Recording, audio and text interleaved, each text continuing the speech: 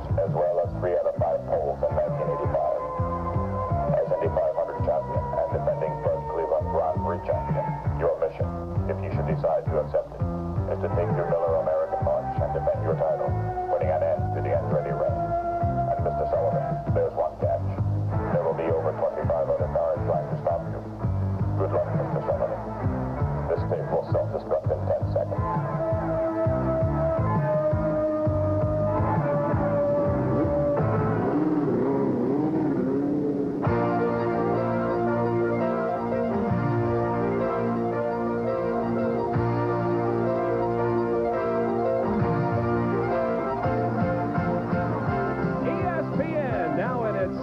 As your #1 auto racing network presents Auto Racing 85.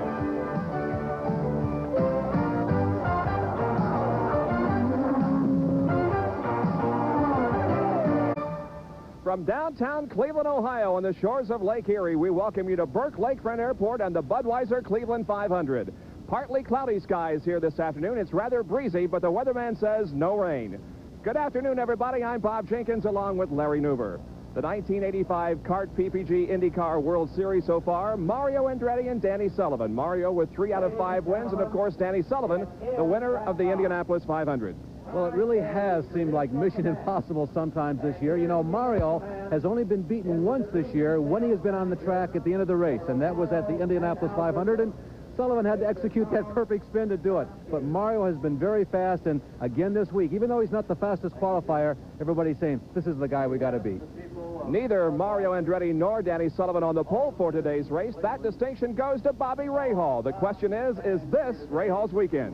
Well, a lot of people think so. You know, Rahal has been very fast also in the 1985 season, but those little nagging problems have kept him out of victory lane. He has won a race here at this racetrack. As a matter of fact, the Cleveland racetrack is one of those places that seems to be conducive to first-time ever winners. Guys who have won the very first race in their career took place right here. The command to start engines has been given. We have 2 reporters working the pit area for us today. Let's go first to Gary Lee.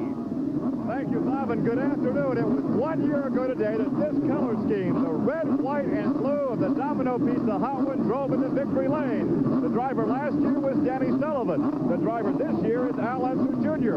And realistically, the Team Shearson organization has had trouble finishing races early in the season. In fact, 3 weeks ago in Portland, team manager said to us, the strategy is simple. We simply want to finish. Al Unser did finish second 3 weeks ago, and 1 week ago, he won in the Meadowlands. He starts 7th today. The strategy, go fast enough to win and slow enough to finish. Also with us here in the pit area is Jack Arute. Quickness has been a key issue all week here at Cleveland, and the quickness has come, some think, from a brand new tire that's been designed by Goodyear engineers just down the road in Akron, Ohio. They're utilizing the radial design, but they've gone with a softer compound. Now, this compound will adhere better in this twisting road course conditions, and the drivers and the engineers at Goodyear feel it's a lot like an eraser. In the past, what had happened is as a racer goes across some sandpaper, it would wear off. Well, they hope the tires won't do the same now. Let's go to Bob. Thank you, gentlemen. The Budweiser Cleveland Grand Prix is brought to you by Budweiser. For all you do, this Bud's cars in today's Budweiser Cleveland Grand Prix are in their pace lap. They are at the far east end of this 2.48-mile course. Let's now take a look at the starting lineup for today's race. On the pole from Dublin, Ohio, in car number 3, qualifying at 131.695, the Budweiser True Sports March, Bobby Rahal. Outside of row number 1, car 4 from Louisville, Kentucky, Danny Sullivan, the Miller Americans March. In the second row, car number 1, Mario Andretti from Nazareth, Pennsylvania, in the Beatrice Lola. Outside of row number 2, Jeff Brabham, car number 7, in the Coors Light Silver Bullet March. Row number 3, from Quebec, Canada, car number 76, Jacques Villeneuve in the Canadian Tire March. Outside of row number 3, from Sao Paulo, Brazil, in the 7-Eleven March, number 40, Emerson Fittipaldi. The fourth row, Al Unser Jr. from Albuquerque, New Mexico, in the Domino's Pizza Hot One number 30. Then Bruno Giacomelli in car number 20, the SDP Oil Treatment March. In the fifth row, Michael Andretti from Nazareth, Pennsylvania, car number 99, the Electrolux Craco March, and Al Unser Sr. from Albuquerque, New Mexico, car number 5, the Pennzoil Z7.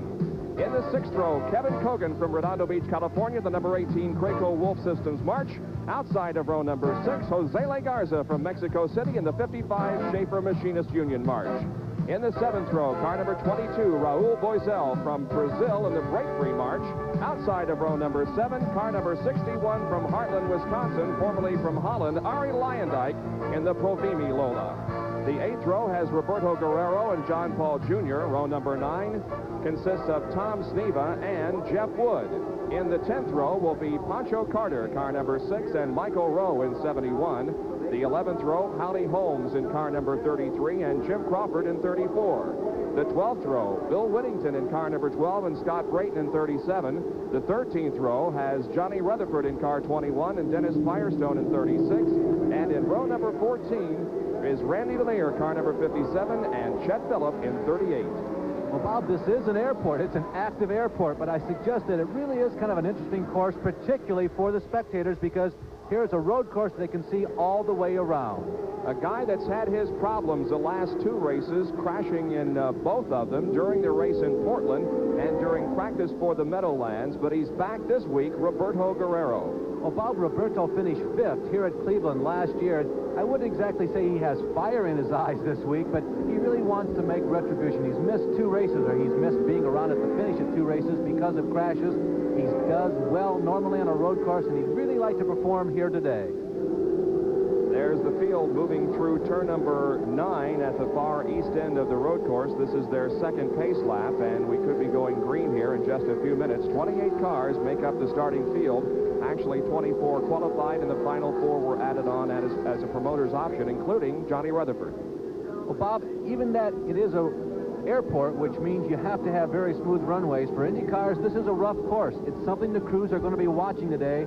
The course could be very tough on equipment as far as the suspension parts go. They're at the end of the front stretch, the fastest portion of the racetrack. And now the field begins to accelerate, but the pace car is still out there, so we'll take one more pace lap before we get the green. This is an 88-lap race. The course is 2.48 miles in length.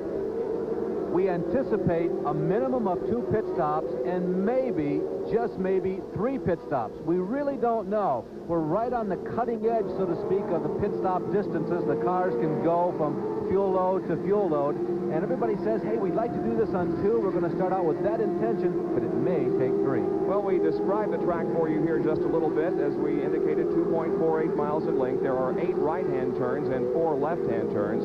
The front straightaway is 100 feet wide. The back straight is 150 feet wide, and the turns are 75 feet wide. So no excuse about narrow racetrack here. They've got all the area in the world to do some passing, and that, of course, is because of the fact that this is normally used as runways and taxiways in an airport. I don't think that'll work, will it? There is the look from overhead of the Goodyear blimp as it's circling above us today. Here is the way the course is laid out. Now, they have a very short straightaway in which the pits are located, then a chicane, turns 1 and 2. They race down another straightaway until they come to corner number 3, which is a right-hander. Then a long sweeping turn, we'll refer to as the kink. They go into the middle stretch then to the east end of the race course and the back 40, and then the front stretch where speeds increase to about 185 miles an hour. And Bob, one other very significant characteristic of this racetrack. See that shot? You see no hills, no terrains, no valley. The course is flat as a pancake all the way around, and that does pose unique problems for drivers who are accustomed to running on road courses. There are no reference markers, no trees, no hills for you to say, oh, I need to brake here, I can accelerate here. You got to remember that. The more miles you put on this course, the better you should become, because it's a course for the thinking man. You got to remember where that reference point is. If you're lucky, maybe you'll find a rock in the road to judge by. The cars have moved through corner number 10, are now on the front stretch, scuffing in the tires, making sure they have good adhesion there and making sure the oil temperature is up to where it should be. The defending champion of this race and the last 3 winners, Bobby Rahal, then Al Unser Sr., and Danny Sullivan, won here last year. Now the field comes through corner number 11, corner number 12, onto the front stretch, and the green flag comes out, and the Budweiser Cleveland Grand Prix is underway. moving through the chicane down into the corner number 3 now. Looks like everybody got through the chicane in good shape. Danny Sullivan out-accelerated Bobby Rahal as they took the flag, and right now Danny Sullivan has the lead as the cars move onto the kink and accelerate to a speed of about 150 miles an hour at this point. Bobby Rahal is running in second position, and Mario Andretti is running third. In fourth spot is Jacques Villeneuve. Bob, that was our first good race of the day, I'll tell you. That drag race down into the very first corner between Sullivan and Rahal was something to behold. It was an excellent start, and somehow, I don't know how he did it, but Danny came out on top. Danny Sullivan leading now to the east end of the racetrack, going through corner number 9 now. Not much of a straightaway here before going into corner number 10, then on to the front stretch. We will take a look at lap number 2 from the Goodyear blimp to give you an idea of just exactly how this race course is laid out. Danny Sullivan now at the end of the front stretch, braking and downshifting, going into corner number 11, now back to the left at corner number 12. There is the first lap completed. Now they move into the chicane area. That's corner number 1, corner number 2. There is the exit of the pit area, and that has always caused the drivers some concern because they're moving out toward the wall as the cars come out of the pits. Now they move through corner number 3 and onto the kink area, which is a long, sweeping right-hand corner. Speeds here reaching the second fastest that they reach on the racetrack. Now braking and downshifting, going into corner number 5, which is a right-hander. Corner number 6, a left-hander. Onto the middle stretch now, which leads to corner number 7, which will be, again, a left-hand turn. There is Sullivan leading, and there you see the markings that indicate the runway, runway number 24. Now out of corner number 9 onto the very short portion of the racetrack, into corner number 11 once again, and now onto the front stretch. Danny Sullivan is leading here over Bobby Rahal and Mario Andretti onto the front stretch now, where the speeds really increase, about to complete lap number 2. Well, Bob, from that excellent shot from the blimp, you can see how wide this track is. It really gives you a lot of room to maneuver, but like on all racetracks, the racing groove, the fastest groove, there's really only one of those. And if you want to move up, you've got to find another groove, the second fastest groove, to make passes. Good battle for second here. Bobby Rahal and Mario Andretti, and these two have raced together a time or two in the last few races. As a matter of fact, there's a bit of controversy going on between these two. It all started at the International Race of Champions in Mid-Ohio, in which Bobby Rahal allegedly spun Mario, and then it occurred as Andretti goes to the inside as they approach corner number 5 and moves into second place. Then last week there was another altercation between these two. Andretti has moved into second spot now, Rahal in third, and Jacques Villeneuve doing a fine job there in fourth place. Now Villeneuve also moving around Rahal, and Rahal may have a problem. Well, it's hard to say, Bob. It did look pretty easy for Jacques to get around Bobby that time. Mario worked on Bobby and earned his position. Bobby continues to drift backward. Bobby apparently is slowing off of the pace, at least from the front-running cars. Bobby had big hopes for this race. He won his first IndyCar race here back in 1982 and sat on the pole for today's race. Had big hopes that this would be his weekend and his string of bad luck would end, but it may have reared its ugly head again. I think in that shot, Bob, we saw that he was missing. Villeneuve goes by, Alan Jr., Emerson Fittipaldi, Jeff Brabham, and Bobby is in the pit area. Bobby Rahal has come into the pit area definitely at this point in the race, an unscheduled pit stop. Tough luck for Bobby Rahal from Dublin, Ohio. He's certainly the hometown favorite here. You can see the pit crew conferring with him now. They are putting fuel into the car just to make sure that it does have enough. Let's go down to Gary Lee in the pit area. Well, this stop certainly came as a surprise to the crew. I had just talked to the crew chief, Steve Horn. I said, is the car okay? He said, yes, it's a long race. We're not going to push the car right now. And now the engine has died. Bobby just killed the engine in the Budweiser March. And the crew runs down to pull him back. A crew member falls to the tarmac. They pull the car back. The inertia starter being inserted at the back of the march down. Oh, what a costly stop. Bobby is waving, and a crew member runs over to talk with him. So again, there's that question mark. The steering wheel is off, and it looks like Rahal is going to call it a day. Bobby Rahal climbs out of the Budweiser March. The Field comes by and completes lap number 4 while Bobby Rahal steps from his 6th race car. It's all over for Bobby Rahal in the early portions of this Budweiser Cleveland Grand Prix. Bob, that is really deflating for a lot of people because this is an excellent race team and there's one fine race driver. And in talking with Steve Horn earlier this week, a lot of the problems they've had this year have been very little nagging problems. They're a kind of problems that nobody would really expect to happen. They were the same types of paraphernalia, if you will, that were on all the other cars or that are on all the other cars. But for some reason, it picked the Truman car to, well, do its damage to. They were very disappointed about what's happened up to this point, of course, in the season, but very optimistic about this weekend. And that is really a deflating moment. Well, he's only had one top 10 finish this year. That was at Milwaukee when Bobby Rahal finished in 9th position. Aside from that, it's been down in the 20s as tough luck has plagued him all season long and is continuing to do so. Now Jacques Villeneuve is right behind Mario Andretti in the battle for 2nd position. Danny Sullivan continues to lead this race. 5 laps have been completed. There is Sullivan moving on to the straightaway and completing lap number 5. Yeah, Villeneuve really is running a good race, Bob. And, you know, the best he's finished this year so far is at Long Beach when he finished 7th. That was the first race of the season. Jacques had some minor altercations as far as spinning around the racetrack and off the racetrack, but he's a very fast racer, and this looks like a good day for him. Gary Lee is with Bobby Rahal. Bobby Rahal, you have to wonder where Lady Luck is. She certainly has not been with you this season. Well, I don't really know if luck has anything to do with it, Gary. You know, the clutch was slipping from the word go real bad. It was the first time I've ever had it happen, and I thought it was picking the revs up a little quickly, and it just kept getting worse and worse, and rather than keep running around, I came in. I mean, I knew there wasn't anything we could do, and we thought maybe we'd try to cripple around out there and see if it would come back, but it wouldn't even get out of the pits, so that's that. So there are the words from Bobby Rahal, the fast qualifier, a new track record, but out of the race early. All right. Danny Sullivan is the leader with Mario Andretti running 2nd, Jacques Villeneuve 3rd. We'll be right back with more from Cleveland, Ohio. Basically a 3-car race at this point. Early in, 7 laps completed out of 88. Danny Sullivan, the leader. Right behind him is Mario Andretti, and right behind him is Jacques Villeneuve. Running in 4th position is Alan Zer Jr.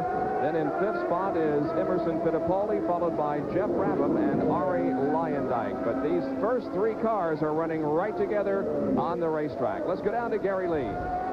Well, Danny Sullivan wanted the lead early. He got the lead. Now Mario, running in 2nd, has radioed his crew that apparently something, water or oil, is leaking from car number 4, that of Danny Sullivan. That information has been passed on to the kart officials, so let's see if Danny is black flagged.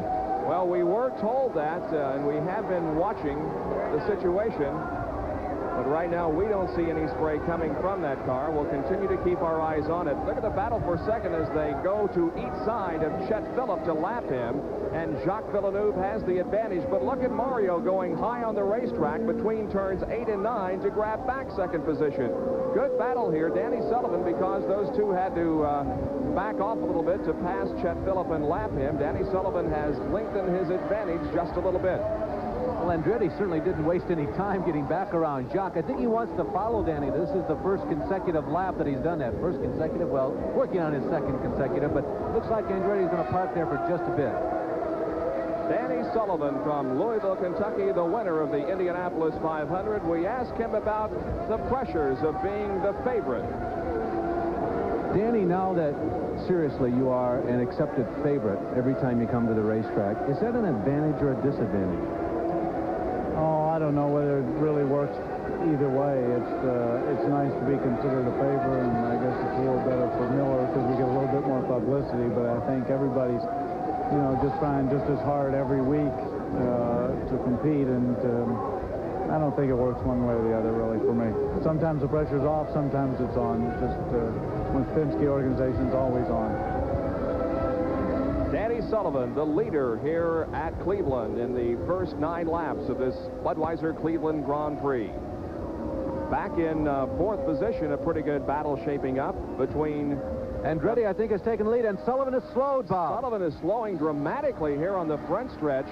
He appears to be coming in for a pit stop. The others flash by him, so two of the favorites in this race with trouble early on. Bobby Rahal is already out with a clutch problem, and now Danny Sullivan heads for pit road.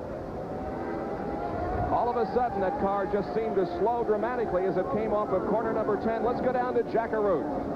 Well, it's all over for Danny Sullivan in the Miller American Racing Team. After running so strong in the early going, you heard the report from the Mario Andretti pit. Mario concerned, as we said, with the fluid leaking from the car.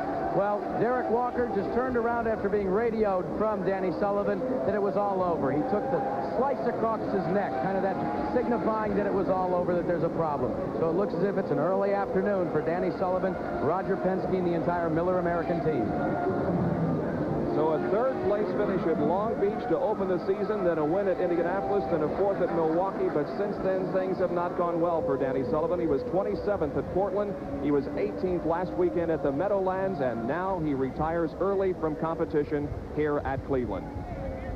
Well, there is Mario Andretti, who now finds himself somewhat comfortably in the lead. Jacques Villeneuve is right behind him, though, and stalking. You saw as they were lapping the slower car of Chet Phillip a couple of laps ago that Jacques got around momentarily. And you notice that Jacques has not been shaken by Mario. He continues to not only stalk, but the pressure. Now, the question becomes, and it's a little too early to tell, is Mario showing us everything that he has, or is Jacques holding back just a little bit? You really don't know unless you're inside the cockpit. Not at this point. You really cannot tell who's playing the head games out there. There is Al Unser Jr., who's running in third position, about 3 or 4 seconds behind Jacques Villeneuve in second, and running with Al Unser Jr. out there on the racetrack. Right behind him is Emerson Fittipaldi. Yeah, you know, Al Unser Jr., he's becoming a specialist, really, at running his own race, and we've seen him do this actually since he's come up to Indy-type car racing. And though he is running in third right now and maybe not flashing a lot of those peacock feathers of speed that we are accustomed to seeing, they may be right on schedule on the race they want to run. You know, he's finished first and second in the last 2 races, so until the checker flag falls, this guy, he may have him covered. You just don't know. Well, he was very strong last weekend at the Meadowlands when Mario Andretti and Danny Sullivan both dropped out of the race. Al Unser Jr. took control, and he held control for the rest of the way, registering his second career IndyCar win at the Meadowlands last weekend. Al Unser Jr. Emerson Fittipaldi, though, only about a car length behind him, running in fourth spot. Yeah, Emo's one of those guys who's on that long list, or relatively long list, of people that a lot of people think may be close to their very first win. Fittipaldi, Jeff Brabham, even Giacomelli, maybe if you stretch it, are people that everybody thinks is a real candidate sometime in the near future for winning. Well, when you register a victory, as Al Unser Jr. did last year, the question is the pressure of winning off? Winning that first race in 1985, I would imagine that takes off a little bit of the pressure, doesn't it? Yeah, it does, Larry. It, you know, it helps the team an awful lot. Helps me with the team, you know, because the Domino's Pizza Team Pearson won 3 races last year, and I won 1, and so now we come back, and the pressure's been off just a little bit. Al Unser Jr. from Albuquerque, New Mexico, currently in third position, about 6 seconds behind our leader, Mario Andretti.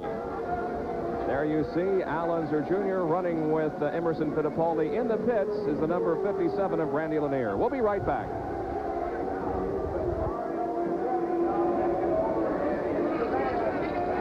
Completed in the Budweiser Cleveland Grand Prix on the runways and taxiways of Fort Lakefront Airport. Mario Andretti, the leader. Jacques Villeneuve running second. Al Unser Jr. is third.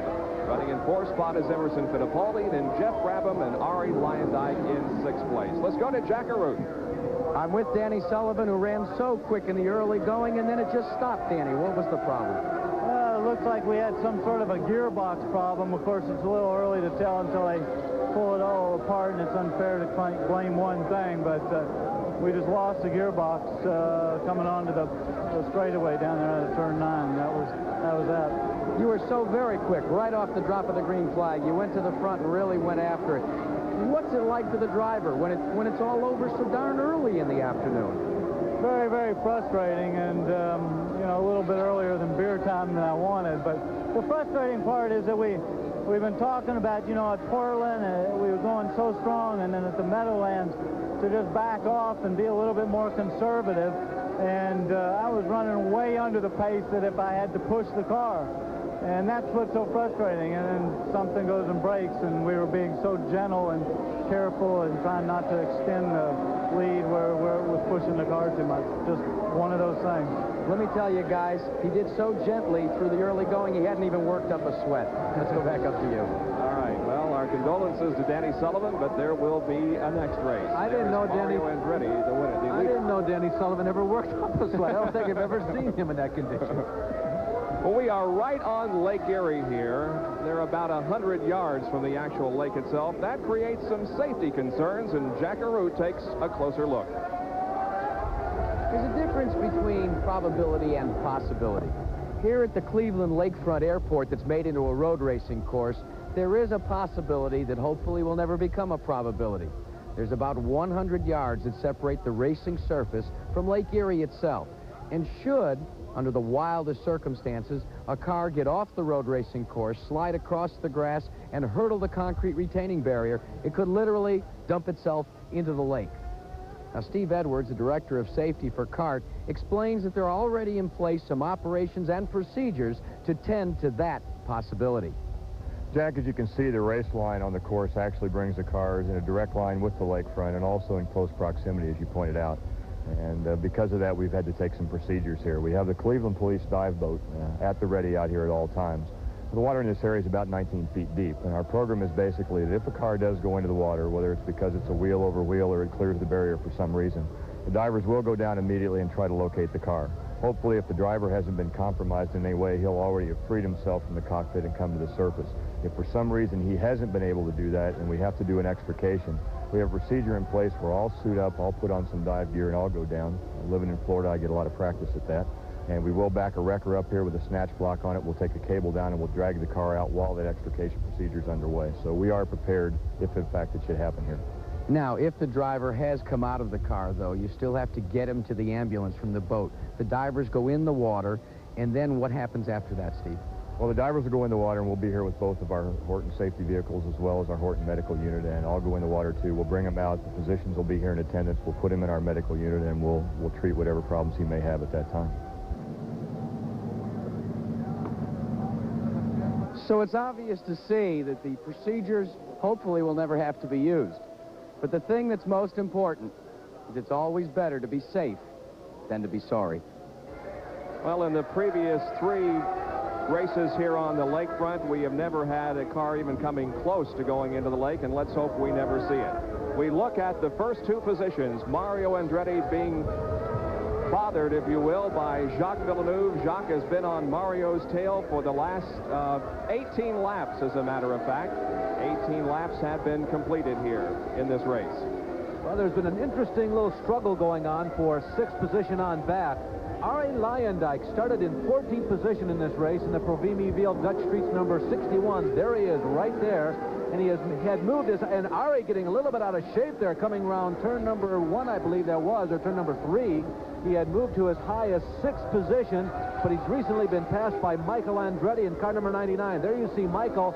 He's got the lap car of Dennis Firestone between him, and Arie really struggling, or working hard at least at this point, to keep up with Michael. But one of Arie's finest performances this year, high water mark of 6th in this race. Right now he's being dogged by Josele Garza, who runs in 8th position, who also has run a very solid pace. Yeah, he sure has. Josele has done a good job, and so has Michael Andretti, that blue and yellow car that you see there, moving to the inside of Chet Phillip to lap. Michael had an excellent run last week at the Meadowlands and has moved up now into the top 10. They battle down the front straightaway here. Michael Andretti followed by Arie Luyendyk, and now Josele Garza moves to the inside of Arie Luyendyk as they go into turn number 11, and Josele Garza moves up a position. So Arie Luyendyk is beginning to fall back just a little. He's lost 2 positions here in the last lap. They're really going at it, and that is Roberto Guerrero, I believe, right behind that trio. Roberto in the white car with the blue trim working on Michael Rowe. There he is. He's in the, what's that make him, 9th position, I believe, and he's working these guys over too. It's been a very interesting little battle for the last 3 or 4 laps. While we watch Arie Luyendyk, there's Roberto Guerrero going to the inside of Luyendyk, and Arie falls back in another position. We showed you a few minutes ago, before we went to commercial, the car of Randy Lanier in the pit area. While we watch the action out there, we'll tell you that he has been restarted and has rejoined the race. Randy Lanier, car number 57. Well, you know, it's very possible, Bob, and probable, as a matter of fact, the setup of these cars often changes from lap to lap in a particularly given race. And, you know, the fuel now is beginning to go away. The cars all started, of course, on full loads of fuel. The car gets lighter. And the setup appears to me that Luyendyk had in the beginning, which really probably was at an optimum, is gone away. Oh, a great battle for the lead as Jacques Villeneuve has moved right alongside Mario Andretti. Battle for the lead here at Cleveland, and Andretti falls back to second as Jacques Villeneuve takes the lead. What a day for this young man from Canada. Well, you know, just across the lake about 100 miles, there's another country, and I think that's the one he came from, isn't it, Bob? I think you're right. Could this be another situation where Andretti just stood on the button there coming out of the corner and retakes the lead, but a great battle here shaping up. I'll tell you, Andretti does have the back 40 covered. That's what he's going around right now. It's like a box at the east end of the racetrack. There are actually 3 corners. It's almost like 4 corners, but the drivers go around a big box, maybe about a quarter mile for each straightaway there at the far east end of the racetrack. And remember when Andretti got caught behind Chet Phillip a little earlier in the day, that's where he picked up the speed and made up the time. Also at that point was going around the back 40. Well, Jacques Villeneuve, of course, has never won an IndyCar race, and we may be seeing this string of first-time winners continue here this weekend. Although Jacques is in second position right now, he is staying right with the leader, Mario Andretti. We expect the first series of pit stops at about 5 more laps or so. We'll be right back with more as we cover live for you the Budweiser Cleveland Grand Prix.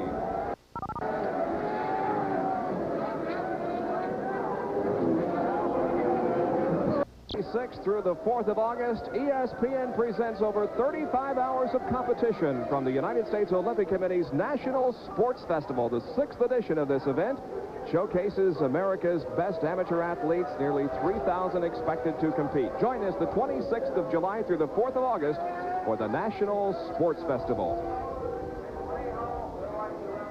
Here at Cleveland, the race continues with 22 out of 88 laps completed. Mario Andretti has the lead, about 7/10 of a second in second. Back in second position is Jacques Villeneuve. In third place is Al Unser Jr. Fourth, Emerson Fittipaldi, and fifth is Jeff Brabham. 2 early favorites out of the race, Bobby Rahal and Danny Sullivan. Let's go to Gary Lee. The brain trust for these crews is here in the pit area, but the final decision obviously is made by the driver. Now, right now, Mario is said to be racing where he wants to be at a comfortable pace. They have not admitted to it. However, Jacques Villeneuve's crew has admitted to turning the boost down. So right now it's a case again of racing just fast enough to stay out in front, but racing slow enough to go the distance. Now, here with more information elsewhere in the pit area is Jack Arute. Well, Mario Andretti's crew, always with that quiet look of being very confident, has a little concern that we have to be concerned about as well. Throughout practice, and it could have been one of the reasons why he didn't qualify on the pole for this event, they had fuel pickup problems. Now, we asked the crew chief, Darrell Sapi, if they had actually solved those problems before the start of this race, and he said, we think we have, but we're still going to have to wait and see. So I've got a feeling that they may be playing it a little close to the vest this afternoon. Always a lot of strategy involved in these IndyCar races, and some insight there from our pit reporters on what's going on down there. Well, Bob, the other interesting thing was, even though both of them apparently are holding back just a little bit, Andretti didn't want to follow him, did he? As soon as Jacques got around, Mario disposed of him and went right back to the lead. Yeah, but at the same time, even if the boost is turned down on that Villeneuve car, he's impressive because, as you can see, he's falling back just a little, but by and large, he's staying right with Mario Andretti, at least keeping him in sight, so that when things develop, why, Jacques will be right there. Michael Rowe has come in for a pit stop. Now, we're beginning to see regular pit stops, but this is not one of those because, as you can see, they're taking the side pod off, and they are working on that car on the right side of it, so not a scheduled pit stop for Michael Rowe. The engine is shut off in that car. Well, Bob, as we mentioned at the top of the show, 2, 3 pit stops. We really won't know till we see how it goes. The normal pit stop should take place in a lap or two between laps 25 and 30. Now, if somebody can go as many as 29 laps, it'll be very close if that first stop is any indication. But if they can go 29 laps, they may be able to go the distance, 88 laps, on just 2 pit stops. That's the load of fuel that you start the race, the second load in the mid part of the race, and then a final load or third load on the second pit stop. So lap 29 is what to keep in mind. Anybody who goes 29 laps or more, they are a bona fide candidate to go the distance on just 2 stops. So Mario Andretti continues to be the leader here at Cleveland. As we take a look at some of the boats that are parked just beyond the backstretch here. Great place to watch the race from, and besides that, you don't have to pay to get in. You know, Bob, Andretti, it's probably overworked, but it's certainly worth citing again. The guy is really amazing. He makes race driving look relatively easy. It's so very difficult. You can see Mario there, the 17th IndyCar road course wins. He's #1 on the all-time list. It's very difficult to be consistent in a race car because everybody is out there trying their hardest. And if you make one mistake on one part of the course, you lose momentum, and that is such a critical word in driving a race car. And the rest of the field has a tendency to catch up, or has that opportunity to catch up.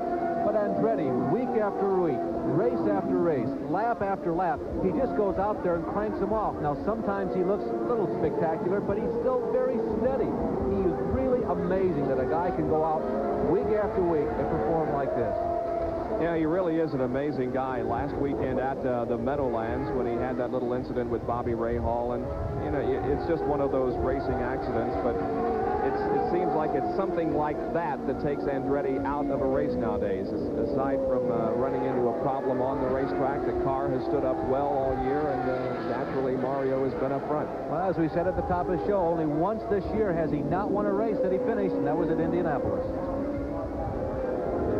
Well, Villeneuve continues to hold pace. Andretti leads this race, and Villeneuve, you cannot see him in the shot right there. He is just at the top of the screen for a moment there. He's still within striking distance, and Michael Rowe has stopped. And our shot here from the blimp, I think that's out on the back 40, Bob.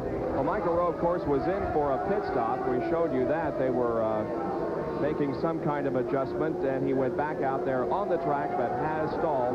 Looks like it's in corner number 9 at the extreme east end of the racetrack. Raul Boesel is in for pit stop. This is the car that's owned by Dick Simon.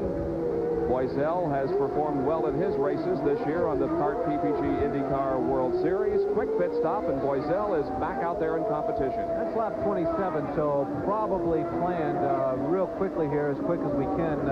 Andretti, Villeneuve, third, Al Unser Jr., Emerson Fittipaldi, Jeff Brabham, the top 5 before these first series of pit stops coming up.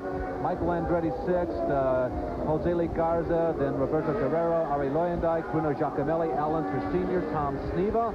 Sneva's come from 17th, Kevin Kogan, and Jeff Wood in car number 27 doing an excellent job.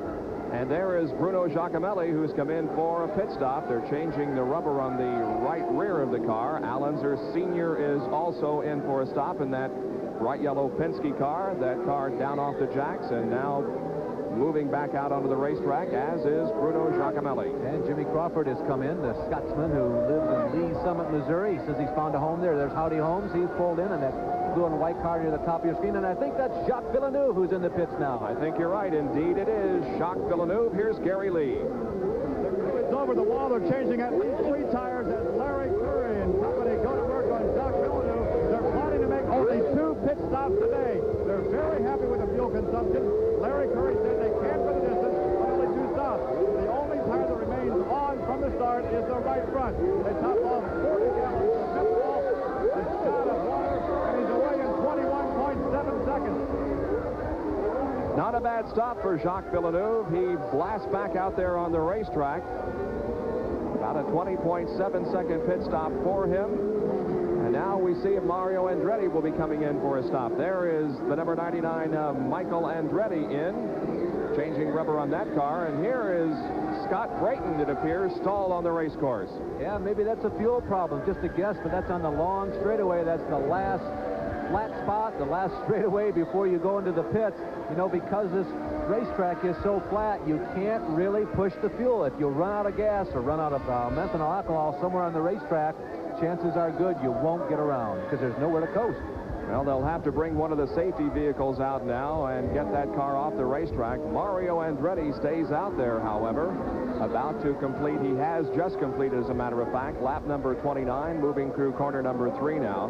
We have had no overall yellows to this point. We are on a road course, naturally, and the yellow flag is displayed in the area of the racetrack that the problem is in. If it's a serious situation, then they'll go overall yellow. Emerson Fittipaldi is in for a pit stop. They changed the right rear on that car. In fact, both rear tires, and fill it up with fuel.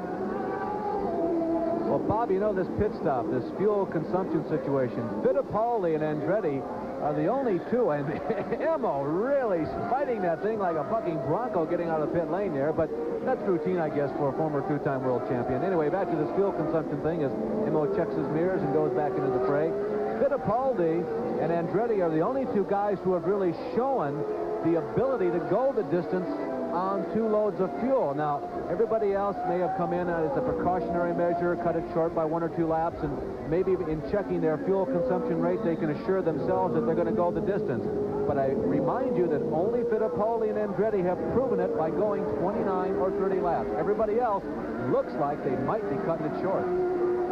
Well, Andretti has already completed lap number 30 and is now over on the Lake Erie side of the racetrack.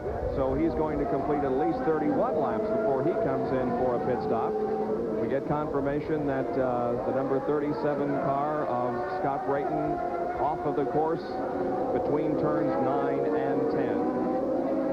Well, here's Mario coming through that back 40. Remember, this is the far east end of the racetrack, turns 8, 9, and 10. After he executes the final right-hander, turn number 10, then he gets to the fastest part of the racetrack. See the airplanes in the background. If he's going to pit, he'll pull off to the left coming down here. He'll slow down and go into the pit area. And no, it doesn't look like it. He's staying out there for even 1 more lap. What did this be, Bob? Like 42?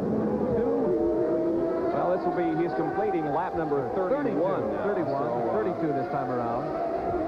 There he goes around Bruno Giacomelli. It's pretty amazing that he can stay out there for that length of time without coming in for a pit stop. Emerson Fittipaldi and Jeff Brabham are out there on the racetrack battling for 5th and 6th position. Right now, Brabham in 5th and Fittipaldi in 6th spot. Well, Jeff was one of the leaders, at least among the top 5 leaders, who pitted early. He came in unofficially about lap 23, lap 24, and Brabham right now running a little stronger pace than what Emo is. Emerson dropping back there just momentarily as Roberto Guerrero goes around in corner number 3. Moving once again toward the kink, turn number 4 area of the racetrack, the long right-hander. I think this is Pancho Carter on the screen right now. Pancho did make the field here this weekend at Cleveland. You know, it's been a real struggle for him. He did some special testing out of Laguna Seca this week to continue to refine those road race driving skills. Now let's see if Mario comes in for a stop this time. Yes, he is. He's staying high on the front stretch, and that means he is headed for the pit area. Jack Arute is in the Mario Andretti pit and set to call this pit stop. Jack? They've slowed him down. He comes and hits the marks right on the spot. The Beatrice crew goes to work. Mario Andretti takes a drink, and this is the first time in almost a year that Mario's required liquid refreshment during a pit stop. Mid-Ohio was the last time. They're tending to the tires. They've made the exchange, waiting for the fuel to vent out. It does. They disconnect, and they drop the jack, and he's off and away. Well, it was a 19.1-second pit stop, so just about a second faster, a little more than a second faster than Jacques Villeneuve stopped. Now as he comes out onto the race course, we'll see how they are on the track itself. By the way, Jose Le Garza has not come in for a pit stop, being shown in the lead right now, but he will have to have a stop before long. Andretti moving off of corner number 3. Breaking into corner number 4 as we have our shot from overhead in the Goodyear blimp. I think unofficially Jose Lee did come in, but Mario certainly has the advantage. All right, we'll be back with more from Burke Lakefront Airport and the Budweiser Cleveland Grand Prix in just a moment.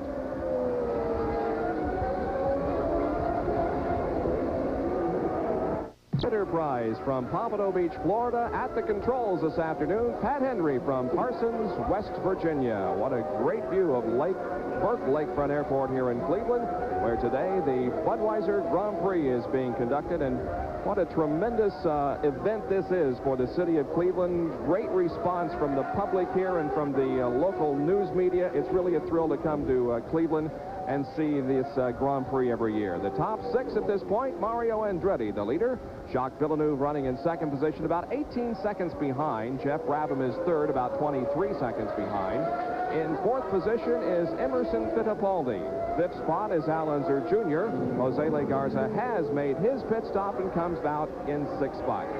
Bob, unofficially, Al Unser Sr. moves up to 7th. Ari Luyendyk holds 4th. In 8th, Michael Andretti is 9th. Bruno Giacomelli 10th. Tom Sneva 11th. And Roberto Guerrero in 12th. Great pit stop for Jeff Brabham, by the way. There is Ari Luyendyk on the right-hand side of your screen. At the top is Al Unser Sr. They're looking at 7th and 8th position. Luyendyk having a great ride today. And Al Unser Sr. coming off the wake of just a tremendous pit stop. He went into the pits unofficially about 11th or 12th position and comes out in 7th. Well, Al Unser Sr. is having a tremendous year as far as that is concerned. He, of course, is a substitute driver, more or less, for Rick Mears, who still is not able to compete on the road courses. The feet have just not healed to his liking. It's a lot of work for Rick Mears to work the clutch and shift the gears. So Al Unser Sr. is subbing for Rick Mears, but I'll tell you what, he's done a tremendous job. There's a shot of Ari Luyendyk running in 7th spot. Isn't that amazing about Al Unser Sr.? There he is in the upper right-hand corner of the screen. This guy didn't even expect to drive any more than 3 races this year, and here we are about the 1/3 point of the season, and he is a definite championship threat. And the way he drives, finishing is so important as you head toward that championship. I'll tell you, he's more than a threat. He's a real candidate. Ari Luyendyk, formerly from Oss Holland, of course, got most of his experience here in the United States in Super Bs, and has joined the IndyCar ranks full-time this year for the Provimi team. But Luyendyk has gotten Al back, so that moves Luyendyk back up to 7th. Al Sr. into 8th. You caught a quick glimpse of Michael Andretti and Bruno Giacomelli. That's how close the 9th and 10th place cars are to the 7th and 8th place cars. So potential ensuing interesting battle there between the 7th and 10th place cars. You also got a quick glimpse of a red and yellow car. Now that looks like the car, there it is on the far right-hand side of your screen, that Derek Daly drove at Indianapolis. That's being piloted by Jeff Wood today. That is the former Caps Writer sponsored Lola. Right now the sponsorship money isn't rolling in as has been promised, so Jeff has I guess he's a substitute driver today also for that car. Not a finish out of the top 10 when he has competed, Al Unser Sr. this year. He did not compete at Milwaukee. Rick handled the oval chores there. But a 5th at Long Beach, a 4th at Indianapolis, a 4th at Portland, and a 3rd last weekend at the Meadowlands. He qualified 10th fastest here.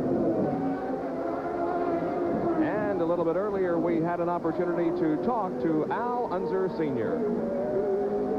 I don't know that the designated hitter has ever won a batting title, but you've been the designated hitter on the road courses this season for your teammate over here, and now you're in the points chase. Would you like to have that ride full time? You're going to try to talk him out of it? Well, let's just see what happens.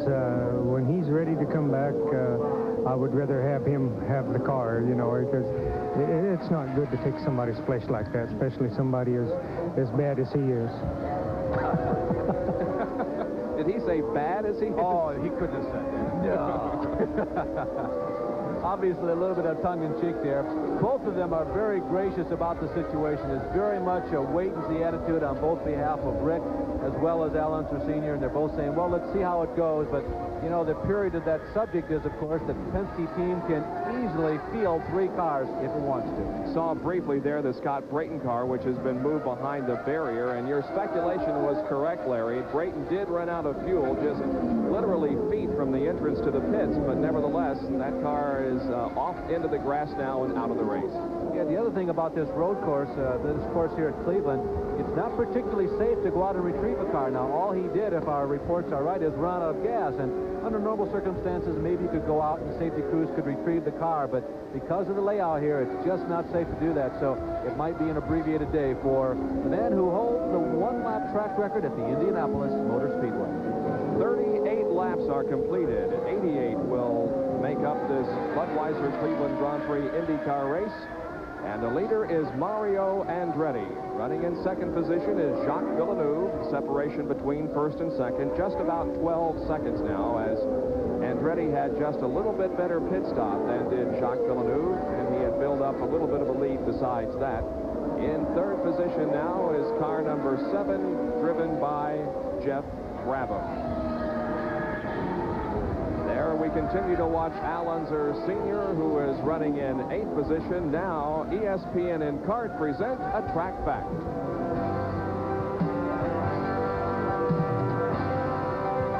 When you travel from racetrack to racetrack on the CART series, one of the problems is the inconsistency of the terrain where your car is assigned as a garage area of sorts. Well, the Penske Miller Racing Team has come up with an answer to that problem, and that's this surface plate. What this does is maintains a level area of terrain at every racetrack that they go to, and it's very important when you're trying to set up an Indianapolis car. Important for suspension and ground clearance. This track fact has been brought to you by Levi Garrett Chewing Tobacco. Time after time, the quality comes through.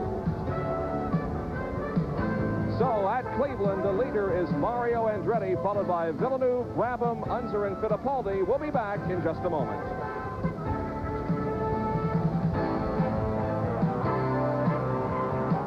Cleveland, Ohio, and the Budweiser Grand Prix. We recap the halfway point for you.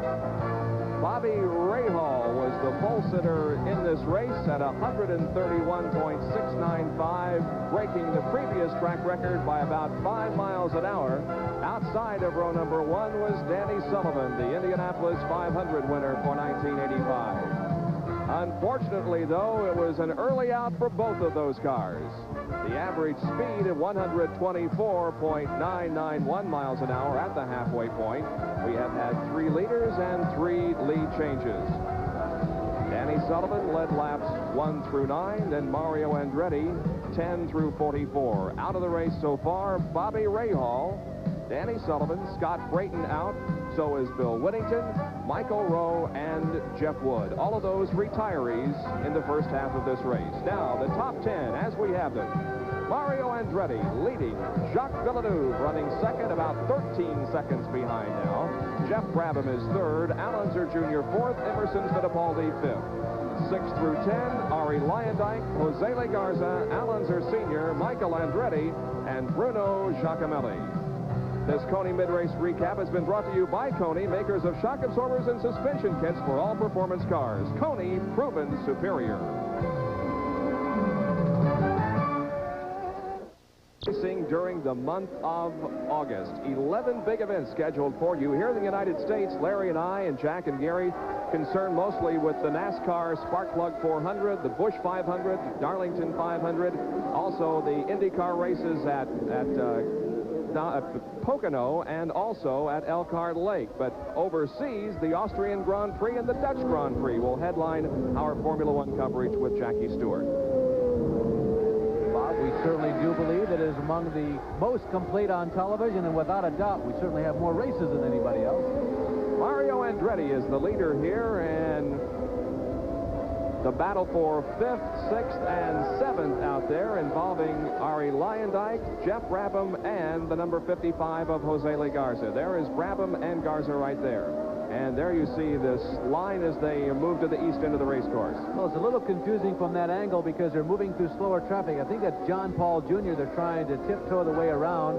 Luyendyk is leading that group. By the way, the rundown on this, Jeff Brabham, you recall, was running in 3rd position. He had to make a stop for a tire change a couple of laps ago. He lost 2 positions. He lost out to Al Unser Jr. and to Emerson Fittipaldi, and that's why he has dropped back to this battle for 5th, 6th, and 7th. That white car, number 9, right there is Roberto Guerrero. He is not in that battle, although he runs competitively with those guys. He's seen most of this quartet of drivers for all of this race, but Roberto has made at least 1 extra stop. He came in twice during the 20-lap interval, the 30-lap, 10-lap segment, and he came in once about 2 laps ago. So he is laps down, although he races on the racetrack with this group. He's in 14th, unofficially a lap down, Roberto Guerrero. Jeff Brabham there running in the position. There are still about 10 cars on the lead lap at this point, and the mathematics figures out that Mario Andretti is getting 2.2 miles per gallon. Now, you must get 1.8 miles per gallon in order to have enough fuel to finish, as Brabham passed there by Michael Andretti. So Andretti is getting much better fuel mileage than it takes to win this race, and he even has enough boost that he can turn it up a little bit more if he needs to. Yeah, that certainly is handsome mileage, I must say. And as you mentioned earlier, with the distance that he went on that first full load of fuel, no problem. Obviously, he is the one who can go the distance. There is Michael Andretti now working on Roberto Guerrero. Remember, again, Guerrero is down laps, but Michael has really been coming on strong in the last couple of laps. Yeah, he has. He's now moved up into unofficially 6th position. We anticipate a stop by Jacques Villeneuve, another pit stop, his second of the afternoon, in about 6 more laps. We'll keep our eye on that. We're watching Roberto Guerrero, followed by Michael Andretti, and then Jeff Brabham.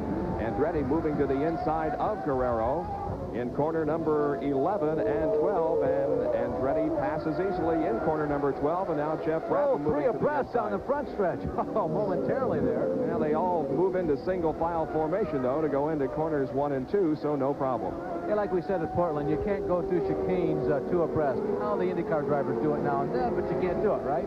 In the last lap, Michael Andretti, in the last 2 laps, let's put it, Michael Andretti has moved up 2 positions. He is now in 6th spot. So Andretti continuing the good performance that he turned in last week at the Meadowlands.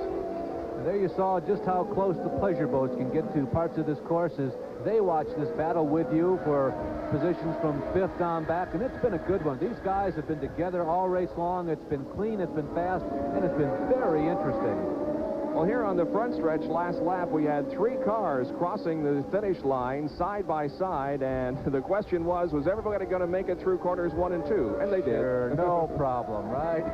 Good 3 abreast racing, though. Well, Jose Lee saw a hole. He shot for it. It was a matter that he was down on the bottom side of the racetrack, and you know that word we mentioned earlier, momentum? He just didn't have enough of it to carry him into the corner.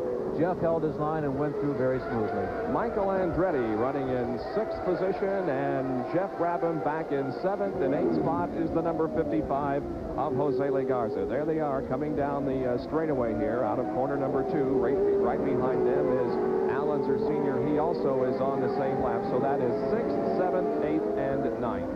Meanwhile, we have another battle shaping up here between Jacques Villeneuve and Al Unser Jr. for 2nd spot, as Little Al has caught Jacques. He certainly has, and Little Al now begins to put the pressure on Jacques Villeneuve. Remember, we told you earlier in the race that Al is very good at driving his own race, and apparently has come time to charge, or at least at this point of the race, vis-a-vis the condition of the race car. He goes to the inside of Villeneuve, and Al Unser Jr. has the runner-up spot. Nice move. He just waited for the opportunity, moved to the inside, and passed momentarily, but Villeneuve out-accelerates him down this kink area. Now, once again, to the inside, it is Al Unser Jr. moving into 2nd position. Wow, that's nasty. Oh, and Villeneuve is spinning in corner number 4. Rather, corner number 6. Jacques Villeneuve does a complete spin, keeps the engine going, and moves out, but he loses 2nd spot. Well, that's one of the situations on a road course. Yes, you are running against other competitors, but you're also racing against the track. And in a track like this, when you don't have all those reference points, you've got to remember, you've got to pay attention. And I think the racetrack jumped up and got Jacques that time. He was paying just a little bit too much attention to Al Unser Jr. and not enough to the racetrack. Here's a replay of it. Moving through corner number 6, the rear end on the number 76 car gets just a little out of shape.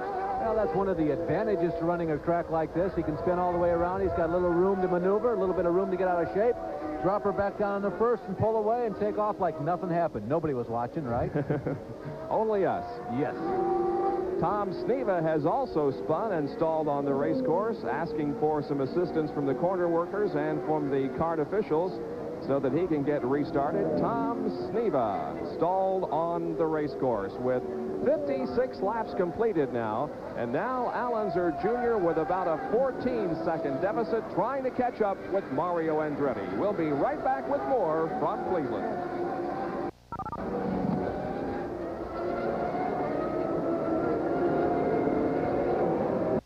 Auto Racing 85 today in Cleveland, Ohio for the 6th stop on the PPG IndyCar World Series. The Budweiser Cleveland Grand Prix is being brought to you by Rust-Oleum Paint and new Rust-Oleum Auto Care products.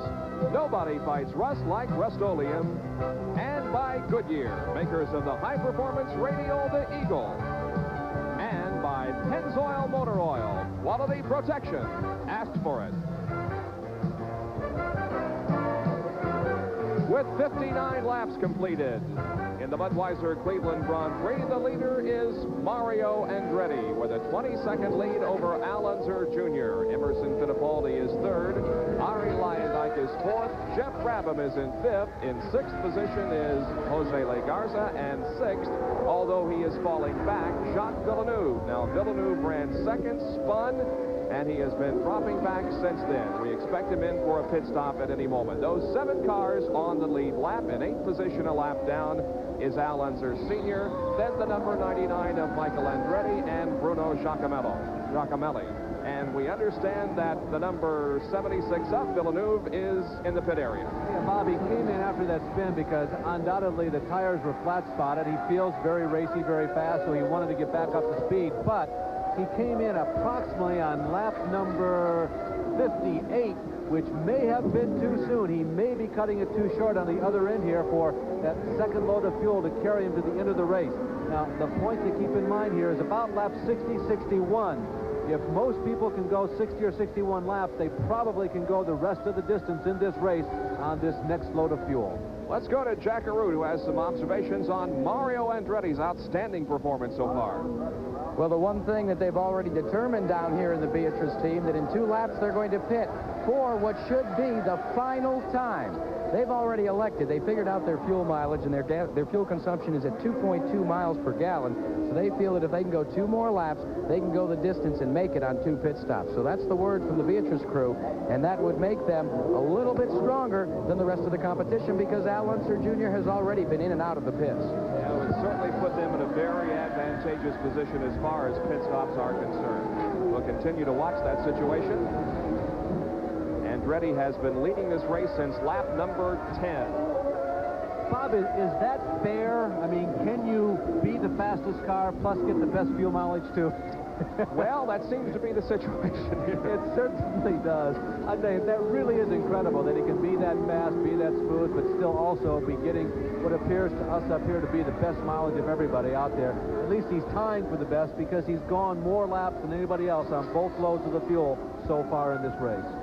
Andretti nearing corner number 5 now, a right-hander, then back to the left and into the middle stretch, nearing the east end portion of the racetrack. Mario Andretti from Nazareth, Pennsylvania, who has won 3 out of 5 races this year on the CART PPG IndyCar World Series. Last weekend, his only race that he has not completed, and he was involved in an altercation with Bobby Rahal and Jeff Brabham last weekend that sent him to the sidelines. Mario Andretti. Well, Mario won 6 times in the 1984 season en route to the championship. When we visited Cleveland last year, he had only won twice so far, so he's well ahead of the 1984 pace. There you saw him just putting a lap, I believe, on Jacques Villeneuve.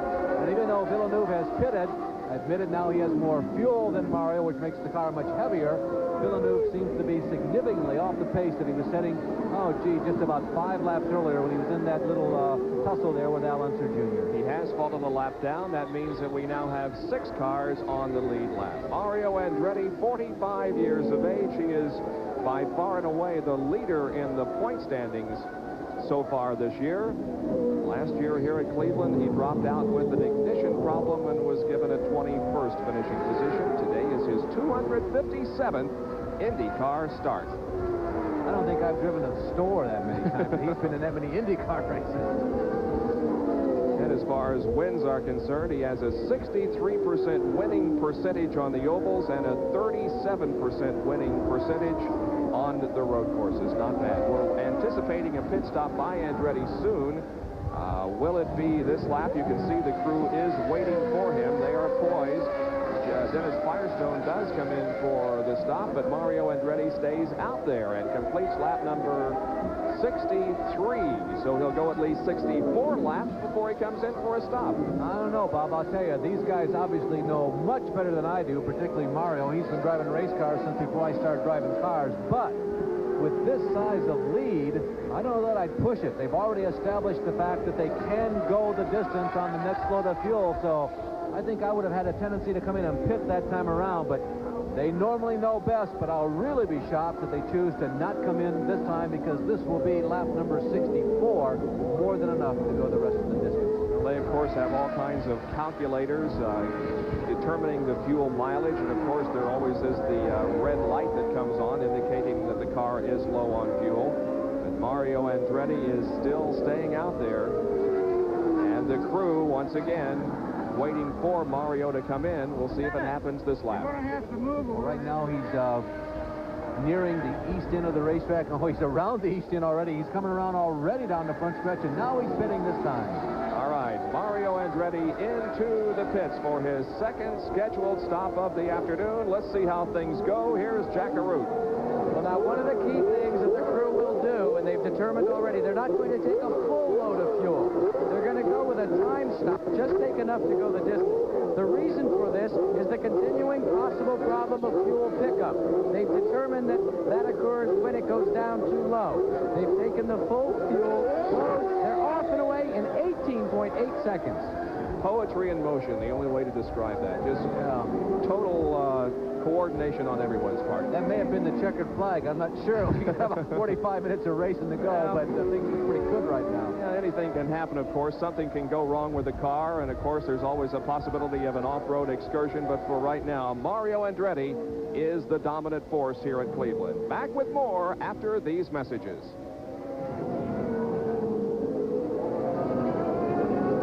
The Goodyear blimp showing us Burke Lakefront Airport. A beautiful setting and a great place to watch a race from, regardless of whether it's in the stands or on a boat. Generally, a waterfront view of motor racing is reserved for European racing and the Formula One Grand Prix circus when they stop off at Monaco on the French Riviera. But with the advent of temporary racing facilities like Detroit and here at Cleveland, the boating community gets a chance to watch racing right from their own boats. With us today is the skipper of the War Eagle, and we're out here on Lake Erie, Frank Miller. Frank, the boaters really do enjoy the racing out here when it comes to town, don't they? They sure do. They'll be packed out here before the day is over. Is there anything in particular that the boaters look for from this vantage point that we may miss in the grandstands? I don't believe so. They have a beautiful view from out here. It's too bad they couldn't get the revenue by charging them admission. Well, I can tell you one thing. It's certainly a lot different watching racing from here than my normal vantage point in the pits. And, Bob, let me tell you something. Watching a race from a boat is marvelous. Simply marvelous. Back to you. Jack, I must say that you get all the easy assignments. That's where he was all afternoon yesterday, huh? Trying to do that. That was Jack Arute? I thought that was somebody else who just looked like him for a while. What a life he leads. I know. Well, Howdy Holmes has spun off the course and may have had contact with a barrier. The workers are working with him, trying to get him unstrapped and out of that car. Howdy appears to be okay, but it's all over for Howdy Holmes on this Sunday afternoon. And that's a rare occasion, particularly in 1985. He's finished 4 of the first 5 races. There's Jose Legarza, who runs in the top 5. He was unofficially in second. Yeah, he's had a great day. He's been very fast, very consistent, and now they're in for their second and final pit stop. And away with seemingly no problem. Jose Legarza going back out onto the racetrack. 67 laps have been completed. Mario just completing lap number 67. He's the leader. 42.9 seconds is the separation between himself now and the second place Al Unser Jr. Mario Andretti, a dominant force so far in this race, but of course anything can happen. And we will be back with more of our live coverage from Burke Lakefront Airport and the Budweiser Cleveland Grand Prix. Stay with us.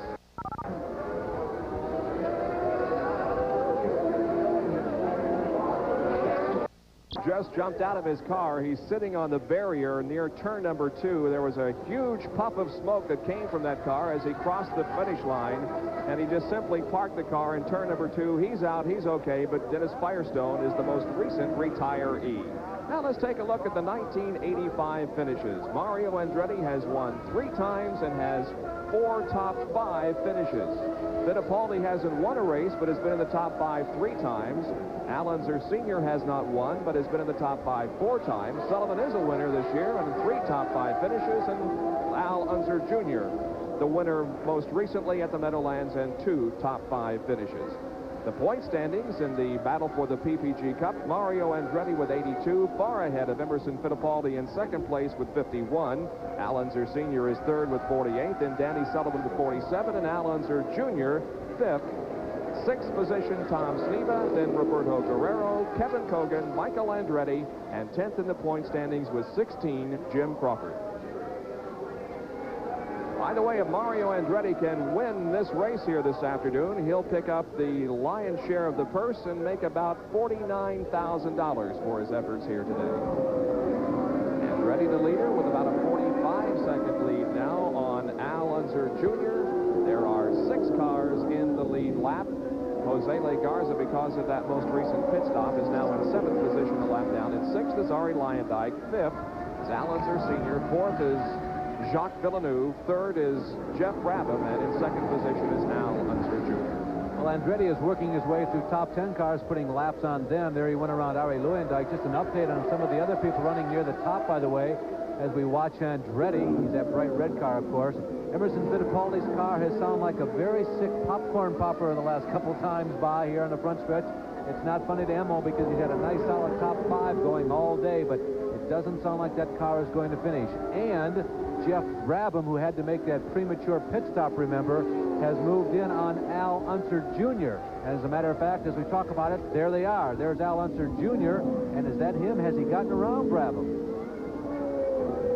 Yes, he has. Yes. Correct that. Al Unser Sr. Right. Jr. still in 2nd with Brabham running in 3rd spot, but right behind him in the battle for 2nd spot. Absolutely. And Jeff has moved in the last 2 or 3 laps. He continues to run nice and smooth since that pit stop. They're moving into corner number 2 now. By the way, you saw a few minutes ago, Andretti now has lapped Arie Luyendyk. There goes Jeff. And Jeff makes the move on Little Al in corner number 3 and moves into 2nd spot. That was pretty slick. Little Al moved out to take a good viewpoint, it looks like, going around Raul Boizel. And as he did, Jeff went around, and now Al gets it. No, that's Al passing Raul. Both cars look just about the same on our monitor from up here. Jeff Brabham has moved into 2nd position. Brabham started this race in 4th spot, qualifying at 129.493 miles an hour. Jeff Brabham, formerly from Australia, now making his home in San Clemente, California. He's 33 years of age. Last year here at Cleveland, he finished the race running in 8th position. This is his 45th IndyCar start. Well, you really got to chalk this one up as a successful day for the Coors car. You know, the idea obviously is the finish, but this is the strongest that Jeff has run, even in the middle of the race, for quite some time. He does have a 6th place earlier this season at Long Beach, but this could be his finest hour today. Let's go down to Jack Arute, who's in the Jeff Brabham pit. You're looking at something that most pit crews don't wish to have in their tanks at this point: extra fuel. It's not extra for Jeff Brabham, and this is his tank, because he's going to have to come in, as you said, Larry and Bob, and take on additional fuel. It'll be a quick gas and go, but it could cost him a couple of spots in the finish. Yeah, it's probably will at that. We'll be watching for that situation to develop in a few more laps. It's kind of interesting to think that, you know, Jeff, Rick Gallis, and the crew, they're all dialed into what's happening, too. So what's going on is they are treating every lap like the last one. He is going all out. He is going as hard as he can every time around. He would like to build up as much of a cushion as he possibly can over himself and the rest of the field, with the exception of Andretti, who's way out front, of course, so that when he makes that quick stop, maybe, just maybe, if all things fall into his hand, he could get out and not lose a position. But as Jack indicated, the possibility of that happening is pretty slim. His best finish of 1985 is 6th at the Long Beach Grand Prix. Jeff Brabham. Back with more from Cleveland, Ohio, after these messages.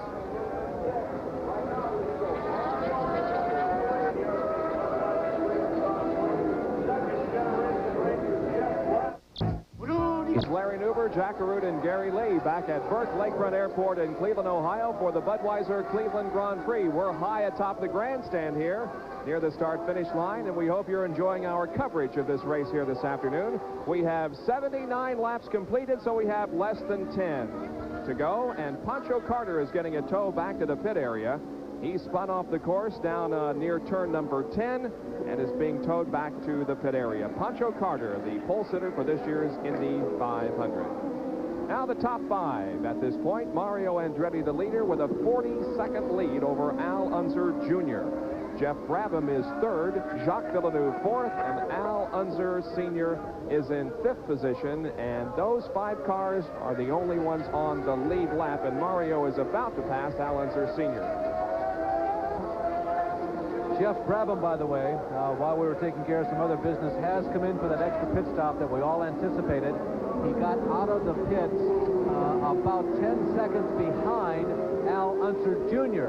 We've got a little more than 10 laps to go, so it still could be a very interesting contest for the runner-up position. All the work is done in the pits. Well, the pits have been an interesting place this afternoon. Not a whole lot of action down there, but let's check in with our reporters. First going to Jack Arute. Gentlemen, again, I'm just so impressed with this brain trust behind me. The Beatrice Racing team have literally made it a cakewalk, seemingly a cakewalk. Now remember, they've had the problem with the potential fuel pickups, and now they've encountered another problem on the car, but it doesn't seem to concern them. Mario Andretti just 2 laps ago radioed in that he'd lost third gear, but they're still going away out front in the Cleveland Grand Prix, and it looks like the Beatrice team may, and I repeat, may come home a winner again. For some more observations from pit road, let's go to my colleague, and that's Gary Lee. Well, Jack, this is very reminiscent of 3 weeks ago in Portland when it was Andretti out in front and Al Jr. chasing in second position. Before the race today, I talked with Doug Shearson, the team owner for the car driven by Al Unser Jr., and he said, I'd be very happy to finish in the top 3. We've had trouble earlier this season finishing. Right now, we can finish. We'd like to get some points. So today, it may be second place for Team Shearson. Bob? All right, thank you, Gary. Not too far away from here is Municipal Stadium, where the Cleveland Indians are playing baseball this afternoon, and their opponent, the Chicago White Sox. More people on hand here for this IndyCar race, though. We're covering it live for you, and we'll be back in just a moment.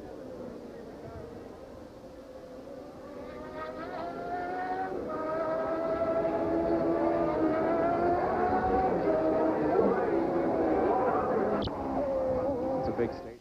Palmetto Beach, Florida. The pilot this afternoon from Parsons, West Virginia, is Pat Hendry, and normally this would be an area where that blimp could land, an airport, but the runways and the taxiways are being used as a road course today for the Budweiser Cleveland Grand Prix. Stop number 6 on the PPG IndyCar World Series. By way of recap, Mario Andretti is the leader, about a 36-second lead on Al Unser Jr. He took the lead on lap number 10, has held it ever since. We've completed 83 now, and we only have 5 more laps to go.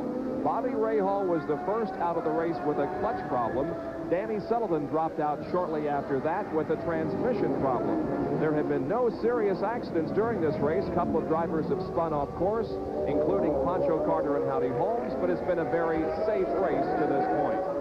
On the racetrack, running in 11th position, car number 20, Bruno Giacomelli. Andretti has slowed, Bob. I don't know if it was a matter of just Arie Luyendyk getting the advantage going through the first corner, but he definitely slowed down. And now there's fire coming out of the top of the car. Mario heading off course. I think the day is over for the Beatrice Lola. You're absolutely right. He's taken the escape course, and there is fire coming from the top of that race car.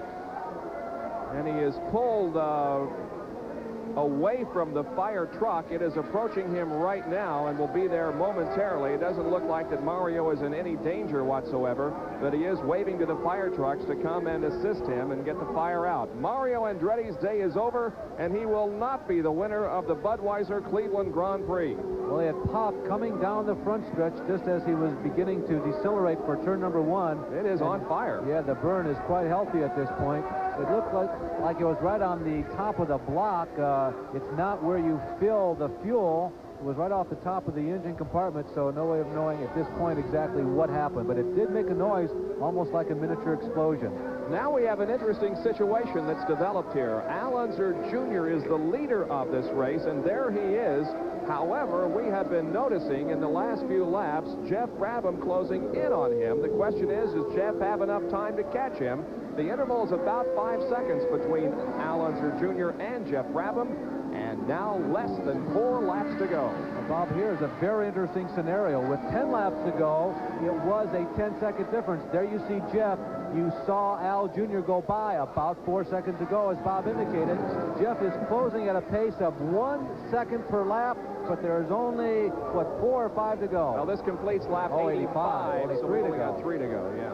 And it's going to take another miracle, it looks like, for Jeff Brabham to win this race. But we could have a 2-time winner. In fact, 2 consecutive race wins for Al Unser Jr. You know, Bob, I was about to say that the attrition had not been too brutal today. It attacked Bobby Rahal and Danny Sullivan, the 2 front row cars, the early part of this race, but it's been a good day for a lot of people, and until that lap, obviously a good day for Carl Haas, Paul Newman, Mario Andretti, Darrell Safi and crew.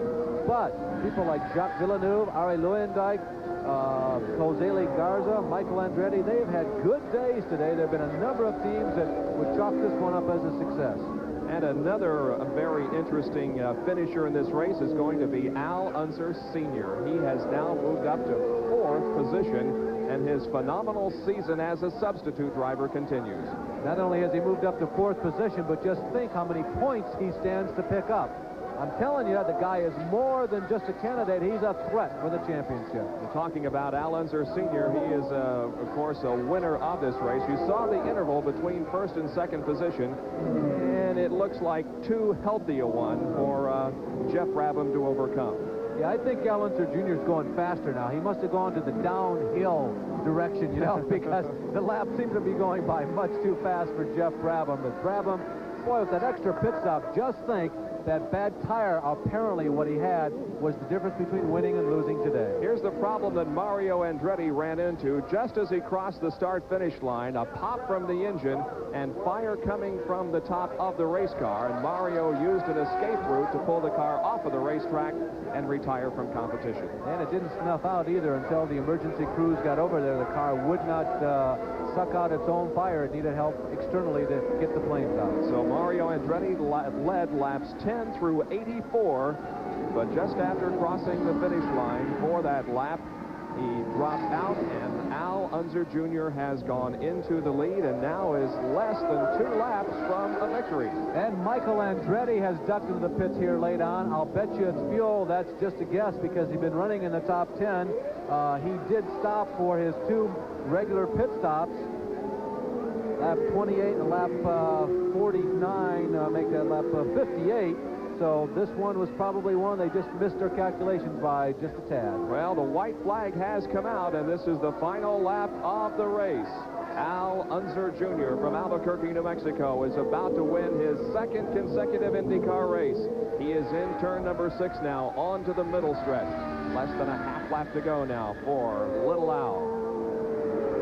Jeff Brabham, by the way, has slowed down just a little bit, so he is going to be content, at least for the moment, for this runner-up spot. And Jacques Villeneuve continues to motor around out there. Looks like he's destined to get 3rd. Great performance for the young Canadian.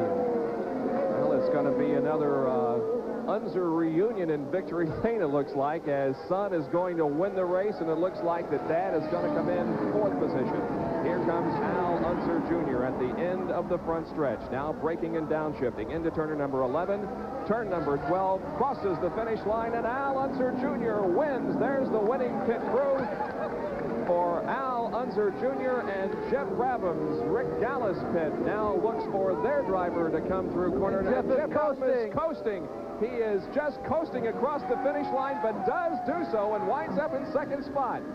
Just a guess, but they sloshed in probably just enough fuel to go the distance, and I'd say that they predicted accurately. They just made it. Now we see that Al Unser Sr. has passed Jacques Villeneuve, and Al Unser Sr. finishes 3rd. And Villeneuve back to 4th, and Villeneuve limps across the finish line. So we usually take the first 3 finishers up onto the winner's platform, and 2 of the 3 are going to be Unzers, just like last weekend. Just a guess. When we told you at the top of the show, it could be very, very close on the fuel, and I'll bet that Brabham on the right, Villeneuve on the left. You see him sitting there. It's not a parking lot. That's a makeshift victory lane for the top 4 finishers. That's probably what happened to them. Finishing in 5th spot is going to be Ari Luyendyk. Then unofficially, Jose Le Garza in 6th. Michael Andretti may finish in 7th position, although we'll have to check that because he did make that late pit stop. Others that might finish in the top 10 include Emerson Fittipaldi and Kevin Kogan and Bruno Giacomelli. There's your winner, though, Al Unser Jr. We'll be back to talk with him in just a moment.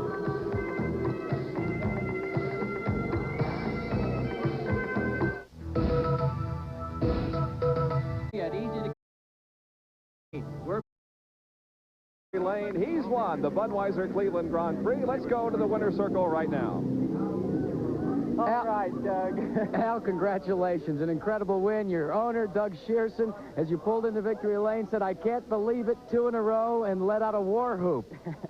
I can't believe it either. You know, we were running there in 2nd, and then all of a sudden the board says P1 on it, and I see Mario smoking over there, and I just went, all right, you know. Is it hard to maintain your poise near the end? There had to be a period there where maybe you thought, well, I'm going to settle for 2nd place. Well, no, you know, there was no time that we were going to settle for 2nd place. It was just, you know, we put on, we broke the car in qualifying yesterday, and I didn't get to run the final session, so I had to put on brand new tires on my last pit stop, and they were great for about 7 laps, and then they just went off real bad, and I was fighting to hold 3rd. You know, I couldn't hold Jeff Brabham off, and you know, we knew he had to make 1 more pit stop, but you know, it's unbelievable. I'll tell you the thing that's unbelievable. 2 in a row now for your team owner, Doug Shearson. He's won 2 here at Cleveland. You won at Meadowlands last week. Now you've won here. Everybody talks about Mario Andretti. When are they going to start talking about Al Unser Jr.? Are we seeing a changing in the guard? We're seeing a change in the guard, definitely. You know, I want to thank all my sponsors, Domino's Pizza, Coke, Mobil, and Bosch. Everybody just, if it wasn't for them, we couldn't be here today, and we're on a roll, and I just hope the roll just keeps on rolling. If we're not mistaken, this would be the first race that a father won. He won it a while back, and now a son has won. How does that make you feel? It makes me feel great. You know, I'm glad to be where I'm at, and you know, just driving hard all day. I was wondering when I was going to start winning those first couple years, and now we're just backing into them, so I just hope it keeps going. Al, congratulations, and gentlemen, I can guarantee you there's going to be some heavy partying going on tonight. I'll bet that's right. Thank you, Jack. Congratulations to Al Unser Jr. Well, our Winner's Circle interview has been brought to you by Goodyear. Goodyear tires and Goodyear service for more good years in your car.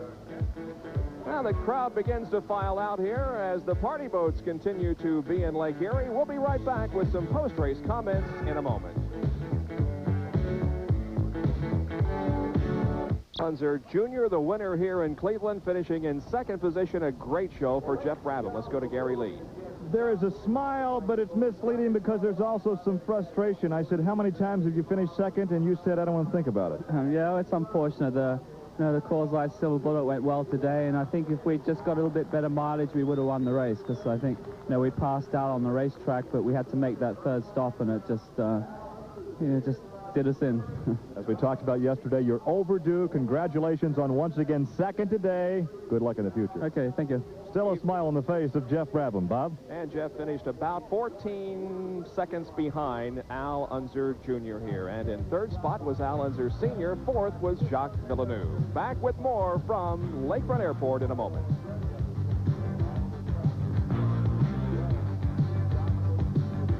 The race took 1 hour, 45 minutes, 31.5 seconds. The average speed, 124.081 miles an hour, 4 leaders, and 4 lead changes. The laps were led by Danny Sullivan, 1 through 9, Mario Andretti, 10 through 84, then Al Unser Jr., 85 through 88. The top 5 finishers here this afternoon: Al Unser Jr., the winner, finishing 2nd, Jeff Brabham, then Al Unser Sr., followed by Jacques Villeneuve in 4th, and Ari Luyendyk finished in 5th position. The Budweiser Cleveland Grand Prix has been brought to you by the STP Corporation. On the world's racetracks and on the world's roads, depend on STP, your car care company. And by Ford, who invite you to drive the new Ford Escort. Have you driven a Ford lately? And by Pennzoil Motor Oil. Quality protection. Ask for it. We invite you to join us for Speed Week, Thursday nights at 7:30 for the latest in the world of auto racing. For Larry Newber, Jack Arute, and Gary Lee, this is Bob Jenkins saying so long. Thanks for joining us for the Grand Prix where Al Unser Jr. was the winner. So long, everyone.